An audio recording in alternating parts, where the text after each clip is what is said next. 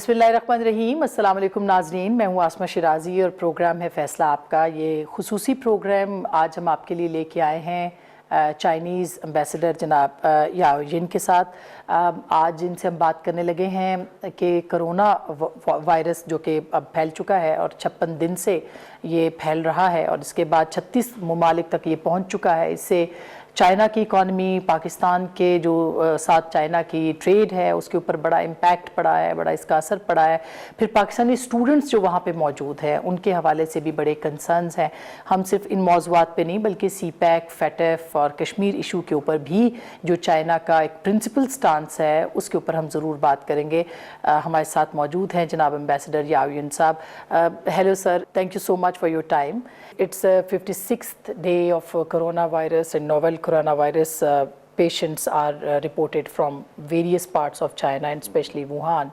So do you think that China is well equipped to tackle with this coronavirus situation right now? First, let me say Assalamu alaikum. And thank you for the interview by Aaj Television. It's a great pleasure and honor. And thank you for giving attention to the issues related to China. Since you asked about the coronavirus, I think that this is an unknown virus and unexpected spread out or that outbreak in China, I think almost one month and a half ago. So since the very beginning, I think that the Chinese government adopted most strict measures in containing this outbreak first. We almost locked down the whole country, but particularly the most affected areas. It is a province called Hubei, and the capital of that is Wuhan. So that from the very beginning we stopped because according to the WHO advice, the limitation of the movements or the contact among people is the most effective way that to stop. And so after almost 1 month lockdown, right now you can see that, for example, during the peak time, every day we have almost 5,000 affectees. But the latest, for example, yesterday, the increased cases is about 500. And we have 31 provinces. Most of the cases are in these provinces now, almost 490. So less than 10 were reported in the other 30 provinces. So according to the WHO, the peak of this epidemic has passed. And the second is that we are doing our best to coordinate and cooperate with the international community, because this kind of epidemic is not a nation issue, global threat. So that from the very beginning, we are giving and sharing all the information with the WHO. They are the leading agency, and we are reporting all these our kind of diagnosis and also all the materials and of including our medication with the WHO and other countries. And so you can see that although that this kind of epidemic basically is in China, and also as you mentioned, more than 30 countries, they have some few cases, but most cases are still in China. So this is another, I think, we also successfully stopped it from spreading out of China.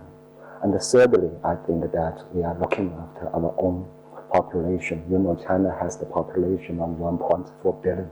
When you lock down a country of such a kind of size, in fact, it gives a lot of inconvenience and difficulties, especially this period was our traditional festival, we call the Spring Festival. That in fact is a high time for family gathering. Everybody went back for family members, or it is a high time for the tourism, sightseeing everywhere.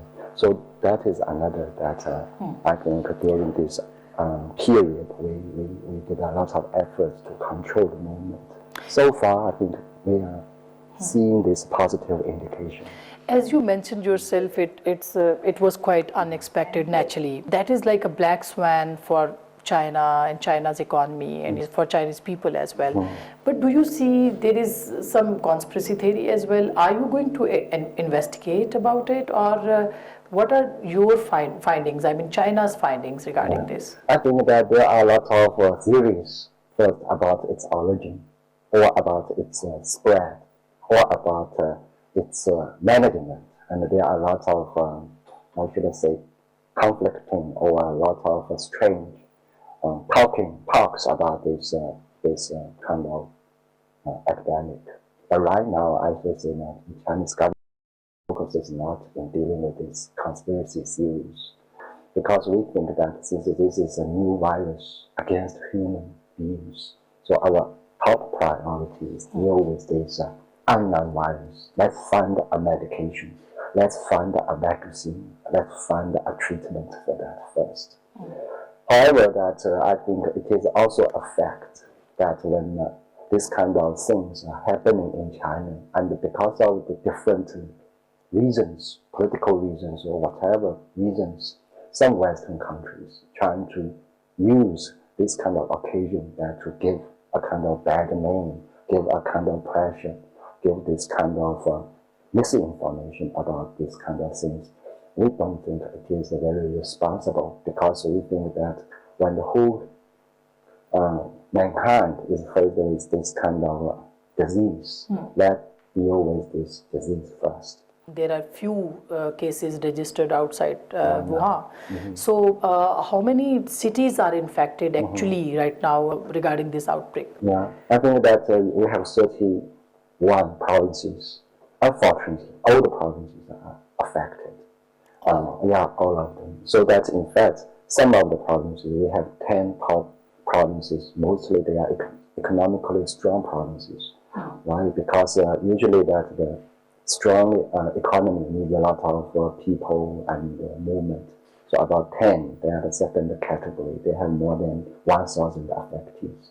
So that it is a very, very serious epidemic. So I think that this is I think it's a big challenge. Right now it's all over China. All over China. And what is the impact on the economy? Because I was reading it was like $1.1 trillion. Yes, this is a very important question, because China's economy basically, I think it has been an engine for the global economy. So when the China's economy is affected by this kind of unexpected epidemic, it could be a kind of worrisome, not only for ourselves, but also for the global economy. But I'm confident, if you see that for the past 1 month, we are focused basically on the containment of this virus. However, since I think last week, that for these provinces which are less affected, we are giving more and more incentives and policies to revamp the economic activities. So right now that in those provinces which are less affected, in fact, manufacturing and production has been resumed. However, I can't say that how much effect could be on the Chinese. But according to our understanding, the first quarter of this year, our economy could be a little affected. But if we look at the whole year's plan, we are confident that the general or the overall economic targets or goals could be still achieved. You know, in 2003, when China was affected by another kind of virus called SARS, it took about 6 months for us to control it totally. But if we look at that year, 2003, the whole economic achievements have been reached, hasn't been affected. So we are confident that right now we can manage our economy in a proper manner, and right now we have shifted more attention and shifted more resources for the economy. Your Excellency, before I switch to another issue, which is Pakistan students related issue, due to this coronavirus, do you see there is an impact on bilateral trade, and especially that will affect Pakistan's economy as well? I think that this, because right now we are only at February, the second month of the whole year. And of course that this year is crucial for our bilateral trade, because we are expecting more import from Pakistan. So that is why, starting from the 1st of January this year, we started the implementation of the second stage of the FTA, free trade agreement with Pakistan. During this agreement, under this framework, 75% of our purchase from Pakistan will have the zero tariff. So in fact, this year should be an opportunity for our increase of import from Pakistan. Unfortunately, this virus happened. So naturally, at this stage, I can't say a big a kind of effect on that. But definitely there will be a lot of. But we have checked with our bilateral statistics. Why not? Because we are all carrying out these bills which were signed or either which were achieved basically last year. It takes some time to that. But with less, I think, a kind of economic movement activities in China. So naturally there could be some kind of effect on that. But generally, our trade is moving into a direction of a more balanced trade. Basically, we are buying from Pakistan, and by buying from Pakistan, I don't see any kind of big problem because fortunately, we are not an affected area. Second is that for the first and the second months of every year, this is the slowest period of our economic cooperation. Because in China, we have the Spring Festival usually closed down. Second is that usually this period is for us to do the planning for the whole years.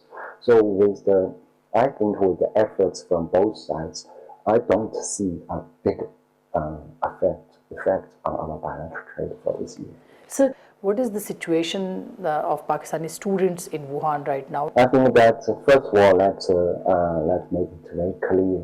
I think that medical advice, especially the advice from WHO, that when any country is dealing with this kind of sudden epidemic, the best advice for the sake of the whole population is that stay where you are and don't move.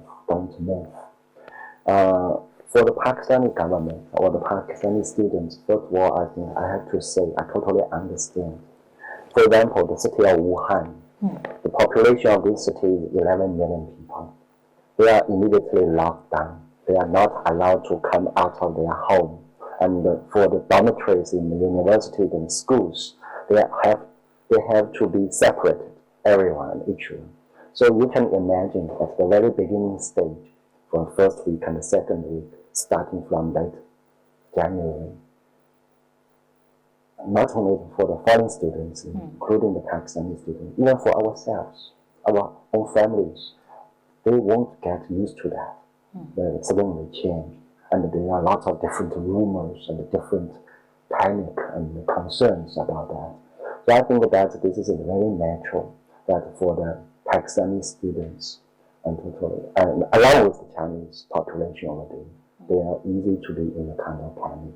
And maybe that there are, for some period, that the supply of the food or daily utilities or kind of psychological pressures, I think, could be either that, especially for young students, because they are young, they are first time out of their own family and their own country, and they are faced with this unknown and unexpected challenge. So this is very natural for them. How many other countries' students are there? Yeah, totally in Wuhan, we have foreign students, 5,400 till now. Till now, for the whole Pakistan, is around 739. 739. So after these 2 weeks, beginning 2 weeks, kind of panic. So later on, with the collaboration with your embassy in Beijing and your government, so we start a one-to-one contact. So right now, each Pakistani students in Wuhan and in Hubei, the whole province, you have about 1,000 students already. So we have established one-to-one contact mechanism. The government, your government is, I think, even for us, we are also in a very difficult position. That, for example, if you evacuate all the students, it's easy job for us. It's easy a job for us. Why? Because we shift the whole community here, and it is up to you to look after them. But if you see But right now, out of China, we have increased cases. I should say half of these, 50% of the increased cases out of China were caused by evacuation. Because there are some kind of suspects. So you preferred Pakistani students to stay over there? We stay over there. That is the most safe way. But so far, right now, I think all the Pakistani students, only still one case, he is affected, still in hospital. One Pakistani student. One Pakistani student, but he is recovering, and we are expecting to release him or discharge him from the hospital this week. There's another 9 students who have already been cured. Pakistani students have been cured and discharged. So they are, I think, they are safe. So I should say that right now, all the Pakistani students, they are safe and sound, and we are in a better position to look after them. So that is why I would like to also that let's be and also since they are the universities, they are masters or PhDs or bachelors. The regular education semester has started, but not in a kind of classroom something. It is a kind of basically through the video. So that most students right now, they are engaged with their regular studies because the new semester has started. So this is, I think, the current situation. I believe that when the situation is getting better and better, and in a very short time, I believe that this situation will get normal. That's very important. नाजरीन, हम बात कर रहे हैं जनाब याओ जिन साहब से, जो कि सफ़ीर हैं चाइना के पाकिस्तान के अंदर, और वो भी यही एडवाइस कर रहे हैं कि पाकिस्तानी स्टूडेंट्स का बेहतरीन ख्याल वहाँ पे रखा जा रहा है। एक स्टूडेंट अब तक सिर्फ जो है वो इफ़ेक्टेड है इससे, और वो भी बहुत जल्द रिकवर हो जाएगा, वो रिकवर कर लेगा, और उनकी एडवाइस भी यही है, बेहतर होगा कि वो वहीं पे स्टे करें। हम एक छोटी सी ब्रेक लेते हैं, और ब्रेक के बाद हम CPEC से मुतालिक जो सवालात हैं वो भी सफ़ीर जो चाइना के हैं उनसे हम पूछेंगे। आप हमारे साथ रहिएगा, एक छोटी सी ब्रेक लेंगे, वापस आएंगे, कहीं जाइएगा बात।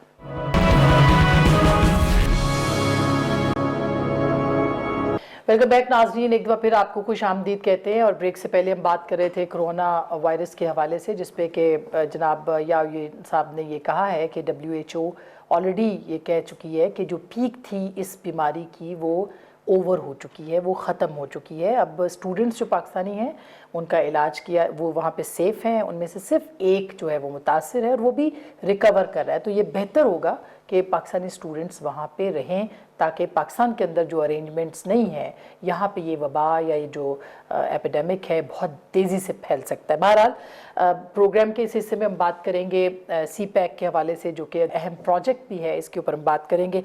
Your excellency, we are going to talk about CPEC right now. How do you see as compare to the previous government, are you satisfied with the progress? I think that you are very right. CPEC is a new bond between China and Pakistan, because if you look at the history between our two countries, our economic relations always is relatively, I think, is not very close. If you look at before the CPEC or before 2013, that time. So starting from 2013, that we started CPEC cooperation under the framework of Belt and Road Initiative. This in fact is a global initiative initiated by China. We are supposed to have it a kind of regional connectivity platform, and the CPEC naturally is the leading project in this framework. From 2013 to 2018, I think that is, you mentioned, the previous government, we had a joint planning and a joint construction, and this kind of CPEC project, totally about 32 have been implemented. Some, almost all of them, have been finished. There are still ongoing and running projects. Then in 2018, you have the election. This is a natural for democracy, and this is also a domestic issue. So you have a new government and the current government. If you have to say I have nothing to complain, this is unsatisfied with the new government, because it is natural that a new government, a new leader or leadership comes to the ruling position. He has his own vision, he has his own plan and strategy of developing its own country, like the Prime Minister in So I think that right now, after a kind of consultation and connection with the new government, So right now we call it the second stage of the CPAC. This second stage of CPAC is that the first stage for the previous project will keep running, functioning as it's scheduled. Second is that we will accommodate, and we have a new kind of joint designing and joint construction. We put focus on four major areas. One is the industry cooperation. Second is social sector cooperation. Third one is agriculture. And the final one is the newly added one, the current stage is science and technology. So you can see that since the vision of the new government is a little different from the previous one. So the CPAC as a joint project between China and Pakistan, so it is also that a kind of follow-up of the new vision, the new strategy of. So I think I have to say that I'm satisfied. The new government is very keen to move forward with the CPAC. But because of the vision is different, and the previous ones are still very much solid, they are still very much functioning, but the new stage we will put more this four sectors project under the CPAC. There are many questions regarding these. I mean, the perception is getting strong, and the propaganda is also there that we cannot audit it, and we cannot speak about it. We are not have the overview of all these projects in Pakistan. So, how do you respond to this? Yeah, I think that there's a lot of this kind of propaganda. Basically, if you look at this kind of distortion of information, they come from the Western countries. First, you should look at this kind of propaganda in a more broader perspective, background. That is starting from, I think, 2014 or 15, when that China suddenly is picked up by the United States as the major rival or strategic enemy, something like that. So you can see not only about CPAC, everything China is doing, like our own initiatives or whatever China's movements globally, that we are giving a very, I should say, very bad defamation about these Western countries and the Western media. I think basically this is a political game. So there's like the Belt and the Road Initiative, like the CPAC in particular, our relations with Pakistan, because this is, I should say, exemplary relations between China and one of its neighbors. So naturally, CPAC becomes, for example, a death trap, a kind of East Indian company, something like that. And for example, it is a kind of no auditing or non-transparent project. Or that this is a corruption project. It's a new colonialism. As you name it. Yeah, whatever kind of in the history, they can, for example, they can stimulate these bad memories or bad names. You can find it in the CPAC. You can find it.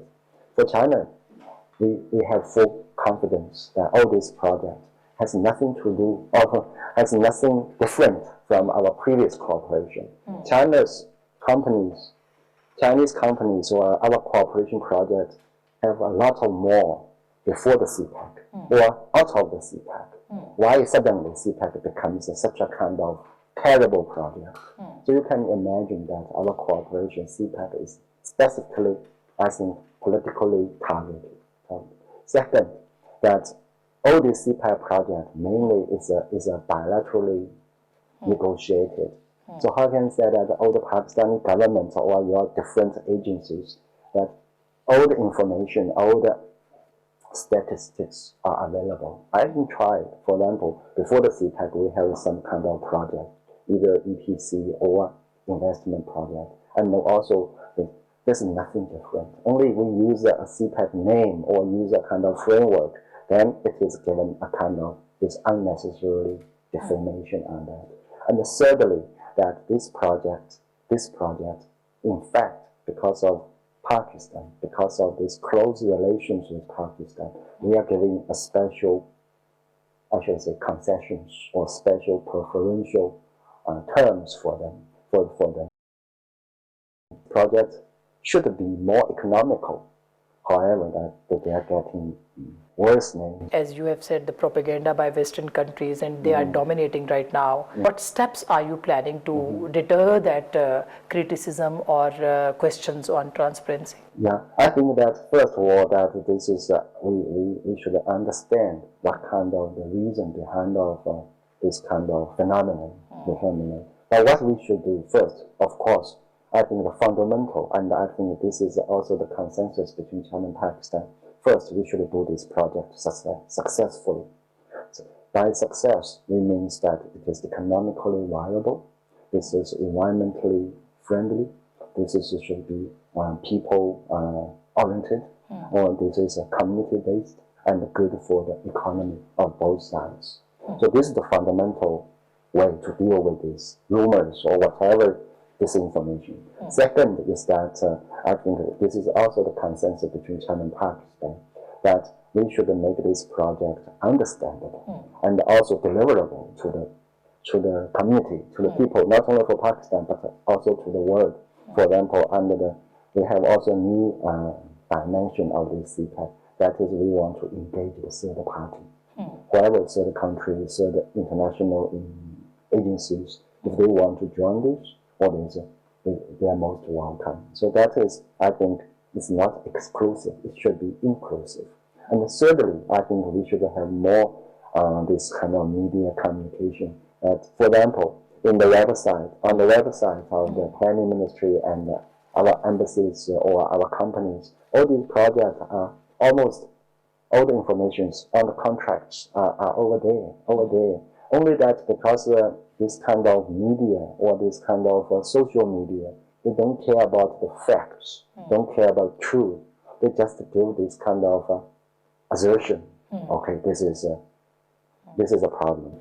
Do you reject all the allegations by Alice Wells regarding all the projects, especially the railways project from Karachi to Peshawar? Yes, of course. For example, this American diplomat, Mrs. Alice Wells, she talked about death trap, that China will be you are coming into a trap of death. But I think either your Ministry of Finance or our government has already issued that the CPEC related to the loans is about 5% of your overall, and they will be due or they will be repaid after 20 years. And this debt, in fact, is not a terrible thing. The United States, they have their creditor about $1.3 trillion. They have the biggest debt in the world. But do you see anybody is raising this kind of concern that the United States is falling to a debt trap to China? No talking about it. But this kind of, I should say, misinformation creates a lot of concern in the world nowadays. So that I don't think that they are giving a very scientific and responsible assessment. CPEC is not perfect. If you really want to see, definitely, because CPEC is a long-term project. If you really study it, you can find a lot of maybe shortcomings. We welcome advice from all the walks of the global community if they are having a good intention.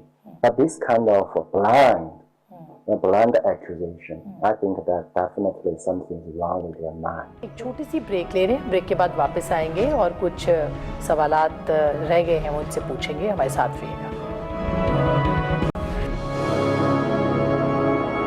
Welcome back नाजरीन, एक दफ़ा फिर आपको खुश आमदीद कहते हैं। हमारे साथ मौजूद हैं इस वक्त प्रोग्राम में पाकिस्तान में चीन के सफ़ीर। Are you satisfied with the actions Pakistan has taken for FATF like Hafiz Saeed and other steps? Yes, or we won't support, and I think that stand for Pakistan in the FATF. FATF basically is a very technical setup or mechanism. Basically, they are dealing with the anti-laundering. Or these kind of terrorists to do, they're dealing basically with the banks or something like that. But this anti-terrorism issue becomes such a kind of big issue in the FATF. We think some countries are politicized. They want to make it as a kind of a political game against Pakistan. I was in Pakistan. My second term in Pakistan was 2007. I personally witnessed that the security situation in Pakistan and I came again 2017. Between this 1 decade, that is the biggest challenge. My personal experience is the improvement of the security situation. I have to say that the only country who has achieved such a kind of this kind of achievement in CT sector, it is Pakistan. You are more than any country in the world that you should be proud of. If you are dealing with terrorism, it is Pakistan's successful. So, like the fact of when after at that time nobody was talking when Pakistan was suffered this international terrorism.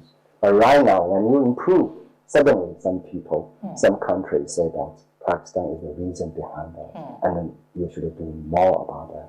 I think every country should do more. Do you expect that Pakistan will come out from the grey list in June or July? There's another planning session of the, if I can decide, you can be lifted tomorrow in June. But I think that your government made a very determined policy for the national action plan, and also all those kind of. So, as a member of this factor, China is fully supportive. We think that if you can judge from the previous session, in fact, FATF talking more positive about Pakistan, your efforts. I think that the chances are there that that Pakistan should not be discriminated under this, and Pakistan is doing a great job. I need your comment on Kashmir and UNSC. What is your assessment of the situation? Yeah, I think that since last year, 2019, we saw little worrisome development as far as the Kashmir issue is concerned. So that what is the cause of this kind of current tension in South Asia between India and Pakistan along the line of control? That is the unilateral action by India on the 5th of August that they changed the status quo. In fact, they changed this international dispute, this international domestic issue, something like that. So for China, first, that we don't think that unilateral change of the status quo is acceptable, because everybody who knows the background, history, that this Kashmir is an international dispute. It was recognized and still being recognized by the United Nations and its Security Council.